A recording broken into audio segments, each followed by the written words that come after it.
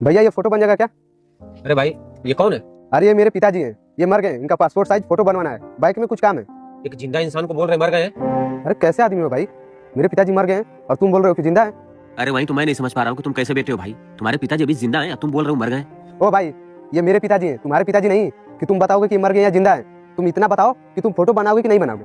अरे भाई, फोटो तो मैं बना दूंगा, लेकिन कम से कम अपने जिंदा बाप को मरा हुआ तो मत बोलो यार। अरे यार भाई, तुम बहुत ज्यादा बकवास कर रहे हो। एक काम करो, तुमसे मुझे फोटो नहीं बनवाना है, मैं जाकर कहीं दूसरी जगह बनवा लूंगा। अरे भाई रुको रुको रुको रुको रुको, तुम ना इस व्हाट्सएप नंबर पे ये फोटो भेजो, मैं ये फोटो बना कर देता हूँ। और थोड़ा टाइम लगेगा ना, तो तब तक तुम जाके कोई दूसरा काम कर लो और आधे घंटे में आओ। ठीक है, फोटो चला गया, मैं आधे घंटे में आ रहा हूँ। पक्का ये पैसे की लालच में अपने जिंदा बाप को मरा हुआ बोल रहा है। आपका घर कहाँ है? घर मेरा यही है। अरे मतलब भिखारी बनने से पहले कहाँ रहते थे? कहीं तो घर रहा होगा। हम जन्मजात भिखारी हैं, कहीं गली में रहते हैं, कहीं गांव में रहते हैं, कहीं रास्ता पर रहते हैं, कहीं भी अपना दिन काटते हैं। ये देखिए, ये कौन है? मेरा फोटो है, मैं ही हूँ। आपकी ऐसी हालत कैसे हुई है? आपके बेटे ने किया कि आपके घर वालों ने? तुमसे इसे क्या मतलब? हमारा कोई बेटा नहीं है, नहीं मेरा कोई घर है। देखिए, आप गुस्सा मत कीजिए। पता है, आपका बेटा मेरे दुकान पर आया था, उसने आपका ये फोटो मुझे दिया, बोल रहा था पासपोर्ट साइज फोटो बना दो, बैंक में कुछ काम है। मेरा कोई बेटा उठा नहीं है, भाग जा यहाँ से, मुझे गुस्सा मत दिलाओ, तुम्हारे कपर फाड़ दूंगा। ठीक है, ठीक। अरे भाई, दुकान छोड़कर कहाँ चले गए थे? मेरे मरे हुए बाप का फोटो बना कि नहीं? देखो भाई साहब, तुम्हारे पिताजी सच में नहीं मरे हैं। अरे यार, तुम तो मेरा दिमाग खराब कर दियो।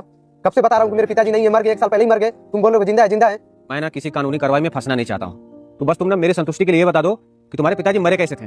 देख भाई, 1 साल पहले मेरे पिताजी 4 धाम यात्रा पर गए थे। पहाड़ियों के रास्ते बस में सफर कर रहे थे, वो बस खाई में चली गई और उसमें जितने भी यात्री थे सभी मर गए। उसी में मेरे पिताजी भी थे, वो भी मर गए।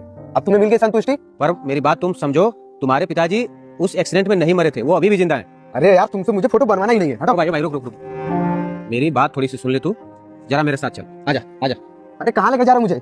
इनको देखो देखो, पहचानो, तुम्हारे पिता है ना? इस भिखारी की शक्ल मेरे पिताजी से ही मिल रहा है। अरे भिखारी नहीं है, तुम्हारे पिता हैं। एक बार पुकारो उनको आवाज देकर। पिताजी? बेटा अंकित, अरे ये तो मेरे पिताजी है। अरे कहाँ भाग रहे? अब जिंदा है, अब घर क्यों नहीं है?